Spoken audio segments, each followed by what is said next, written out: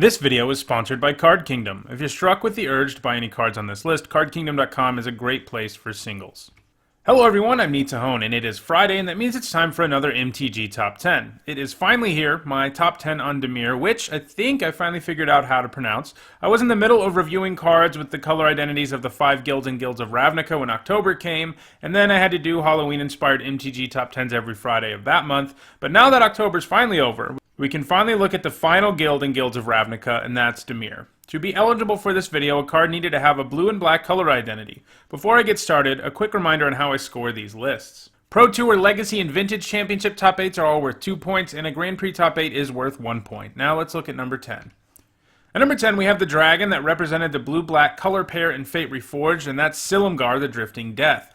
Like several cards on this list, Selim Gar was an ideal finisher for a control deck. It has evasion in the form of flying, and it has hexproof, making it very difficult to kill. What's more is anytime any dragon attacks, it gives the defending player's creatures -1/-1. Even just swinging with Selim Gar is often enough to make it so you either have other favorable attacks or you kill a few of your opponent's creatures, and if you get a second dragon in play, well, then your opponent is in real trouble. Selim Gar existed in a format that had incredibly easy mana, thanks to fetch lands and lands with 2 land types, and as a result, lots of different color combinations ran Selim Gar, all of them control decks. This included dragon-heavy decks that played lots of spells that get more powerful if you had a dragon in your hand or in play, like Grixis, Esper, and Abzan dragons, but also decks with less of a dragon focus, like Esper control and blue-black control. Selim Gar isn't strong enough for non-rotating formats, so its position on this list could be in danger with the new Dimir cards printed in Return to Ravnica. At number 9, we have an efficient removal spell, and that's Agony Warp. It can not only kill an X3 for only 2 mana, which is already a solid deal in most standard formats, you can also use it to shrink the power of something else, so it often gives you some additional value. In some cases, it can turn things into a 2-for-1, and every Dimir mage loves those. It was a great removal spell for the premier blue-black deck of its standard format, which was Fairies, and that was also a good enough deck for Extended. It hasn't seen any play since the Extended format ended back in 2011, though. At number 8, we have a card that has one of my favorite arts on any Magic card, and that's Baleful Strix. Printed first in Planechase, it is only legal in Eternal formats, but that is just fine with Baleful Strix. It has settled in quite nicely in Legacy. A 2-mana 1/1 flyer who is basically always a 2-for-1 is a really good deal, and it doesn't hurt that it's an artifact. Legacy control decks are where this sees the most play, in various Delver decks and 4-color control. At number 7, we have an invitational card. Back in the day, Wizards held a tournament for the best players in the world, and one of the prizes for winning was that you got to design your own card that would bear your likeness. The creator of this card was John Finkel, and that card is Shadow Mage Infiltrator. Between its evasiveness and the fact that you get to draw a card every time it hits your opponent, Shadow Mage Infiltrator is great for blue-black control decks because it allows you to not only pick away at your opponent, but increase your card advantage, which is a great way to win.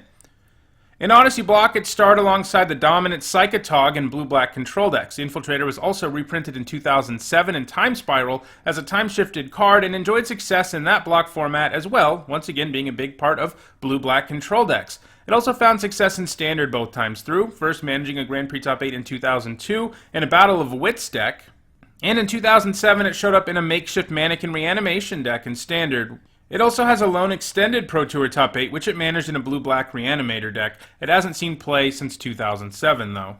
At number 6, we have a card that was in a lot of sideboards in its day, and that's Lobotomy. There is at least one card like Lobotomy in just about every standard format. They serve as nice safety valves for any busted combos that leak through the cracks, so Wizards likes including them. Lobotomy is a bit different than the versions of the card that we see today, though. Most of the time you have to name a card for an effect like this, but Lobotomy lets you look at their hand and choose one and then exile all of them. This has advantages and disadvantages over the usual effect like this we see these days.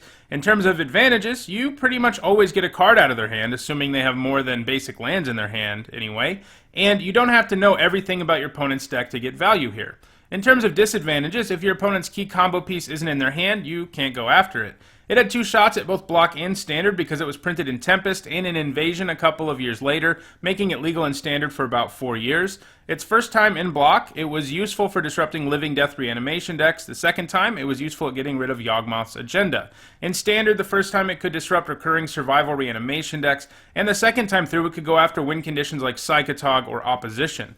In Extended, it saw play in 2003 for use against Goblin Charbelcher decks, which are combo decks that need the Charbelcher to win.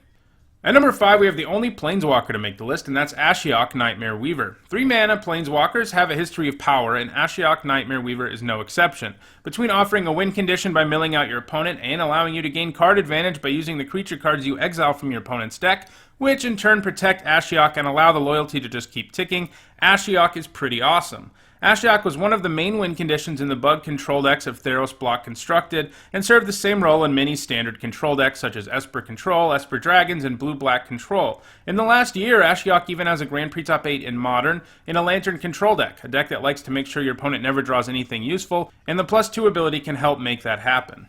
At number 4, we have a god, the Scarab God to be exact. Also the most recently printed card on the list, the Scarab God was a real pain when it was in Standard. It was an incredible win condition in the format with its huge body, the ability to eternalize stuff in graveyards, and the ability to scry and drain your opponent being a real headache for those playing against it. And they didn't even mention the fact that it keeps coming back to your hand if it dies. In Standard, it showed up in any decks that could cast it, which included various energy decks, Blue-Black Control, Grixis Midrange, and Esper Control. It even has one Modern Grand Prix Top 8 appearing in a Grixis Control deck earlier in 2018, so even though it's rotated out of Standard, we may keep seeing this card in other formats. At number 3, we have the second Selim Gar to make the list, Dragon Lord Selim Gar. A 6-mana 3/5 that can steal planeswalkers or creatures is a great deal, and it doesn't hurt that it has both flying and death touch because as a 3/5 in its standard format, it could block Siege Rhino and kill it without dying. It was also a great card at combating Gideon Ally of Zendikar, a card that was then tearing its way through Standard. Stealing a Planeswalker is great, but what was really nice was stealing Gideon and using his ultimate. This means that your opponent will never get their Gideon back, and also gives all of your creatures a +1/+1 boost for the rest of the game. All of this power made Dragon Lord Selim Gar one of the most played cards in the format when it was in Standard. Control decks that were dragon heavy, like those we mentioned earlier.